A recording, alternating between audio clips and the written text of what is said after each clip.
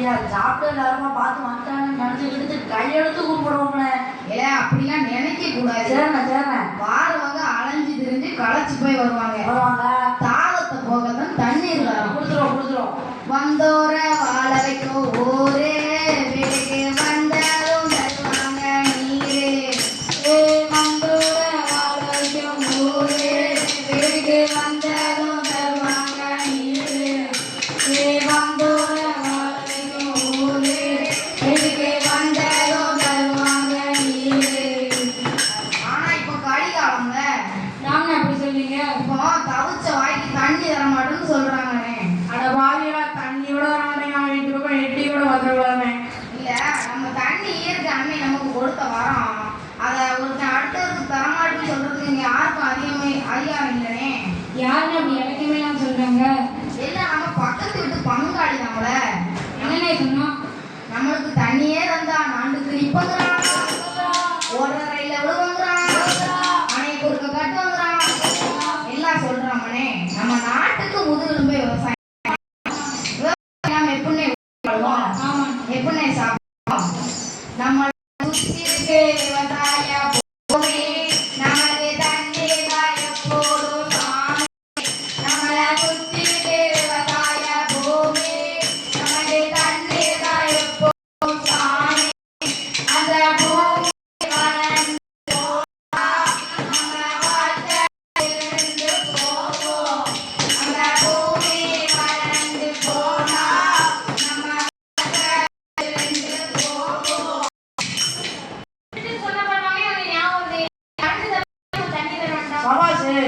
காசு இருந்தா current current இருந்தா இருக்கலாம்.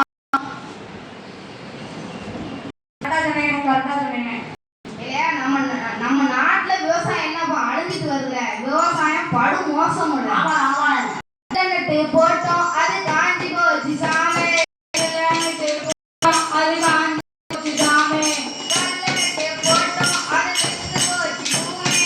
கல்லெட்டு போட்டோம் அது இருக்கவங்களே தெரியாது. நம்ம கிராமத்துல அப்படியே வாழ்றோம். காலையில ஆட்டுக்கு தண்ணி வச்சு, கோழிக்கு தண்ணி வச்சு, குருவிக்கு தண்ணி வச்சு ஒரு நாளை தொடங்குறோம்ல. அதுக்கு இப்ப என்னென்ன பண்ணணும்? நம்ம பாட்டேன் முப்பாட்டேன் ஊருக்கே சோறு போட்டாங்கன்னே. அதுக்கு காரணம் அப்போ வற்றாத வைகை, துள்ளி தாவும் தாமிரபரணி, ஆர்ப்பரிக்கும் அமராவதி, கட்டுக்கடங்க காவேரி எல்லாம் இருந்துச்சுனே.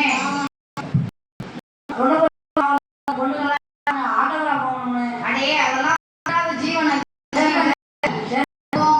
மழை பெய்ய செஞ்ச தப்பால அப்படி செஞ்சோம். நம்ம மரத்தை நட்டான், நாம அதை வெட்டணும். அதுக்காம சேரு கட்டுல எல்லாம் செஞ்சோம். பாட்டேன் ஆறு குளம் ஏரி எல்லாம் மார்த்து பண்ணி குப்பையாக்கி தண்ணீரை தேக்க வச்சு விவசாயத்துக்கு பண்ணுவோம். இருக்கிற சூழலையே வீட்டை கட்டி குடியிருக்கிறோம். இப்போ இருக்கிற ஆத்துக்குள்ளேயும் தேவையில்லாத குப்பை நீரை கலக்குறாங்கன்னே. இந்த நிலை மாறணும்னே. அதுக்கு என்னென்ன பண்ணணும்? நான் வரிசையா சொல்றேன், கவனமாக எழுது. ஓடி வா நண்பா நீ பாடி வா நண்பா, வேட்டு ஒரு மரமளக்கும் கூடி வா நண்போய். ஓடி வா நண்பா நீ பாடி வா நண்பா, வேட்டு ஒரு மரமளக்கும் கூடி வா நண்பா. தொட்டிய கட்டே மழை நீர தொட்டிய கட்டே, தொட்டிய கட்டே மழை நீர தொட்டிய